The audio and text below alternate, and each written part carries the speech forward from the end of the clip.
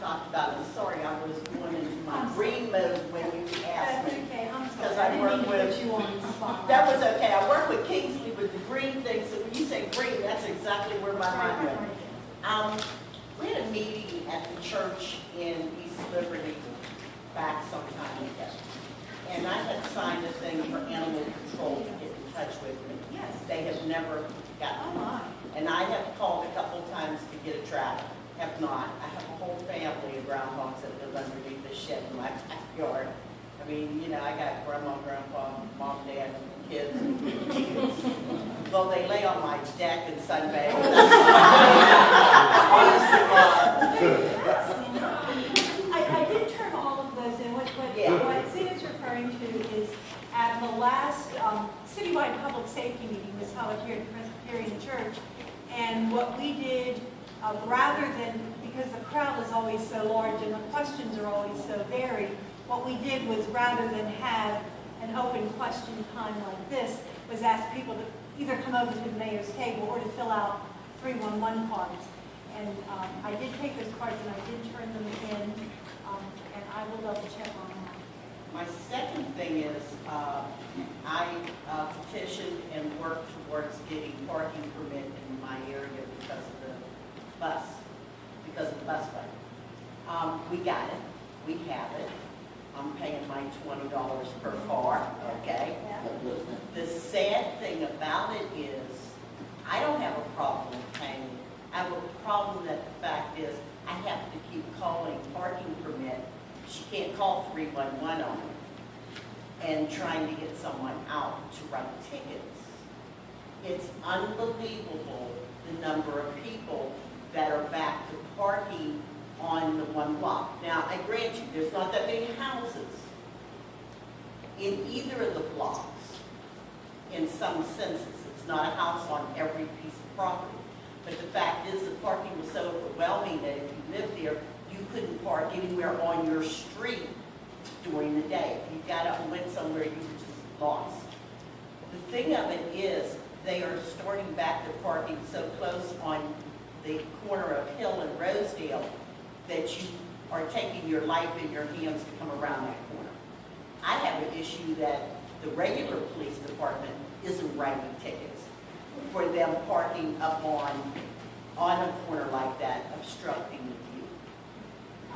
I was about to say, if somebody is illegally parked, rather than an area. Right. They're not dealing with it. They're driving down the street, going around the corner, and not stopping and writing tickets. That you ought to be able to call 911 and report that.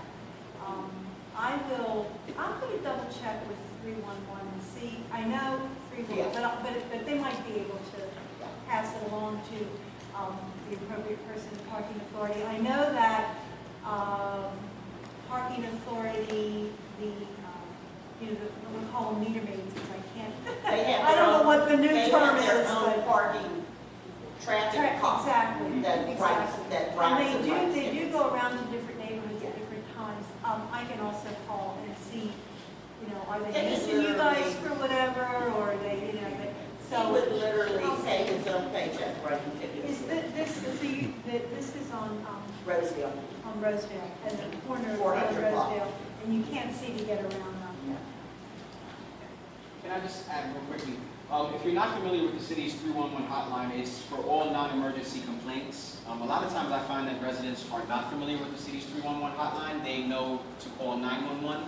But if you have a concern about a pothole or a vacant building or overgrown lots or, in your case, parking, all non-emergency complaints can be sent to 311.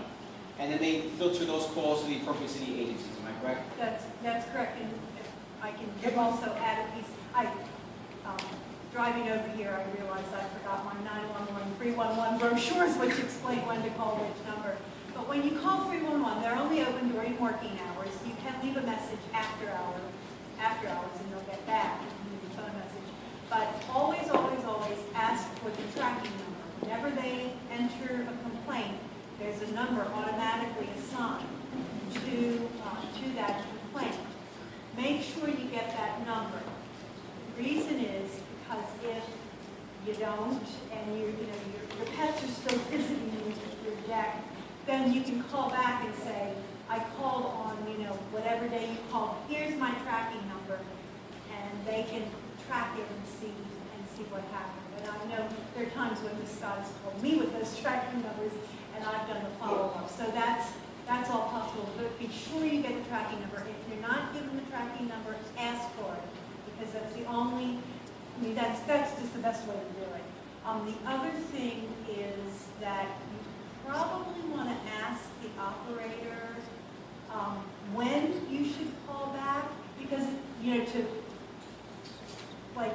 calling back in 3 days, well, Papa should be built in 3 days, but calling back in 3 days and saying, this isn't fixed yet, well, it might be a case where it takes us 2 weeks to contact the owner of the property. So just ask, they can give you a sense of when you should check that.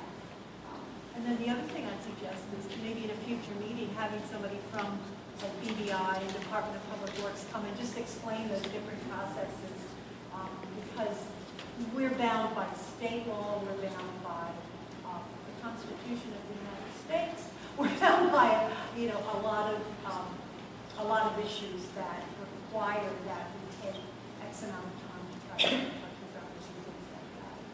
I do want to say 311 does work. I've used it and been very satisfied with it.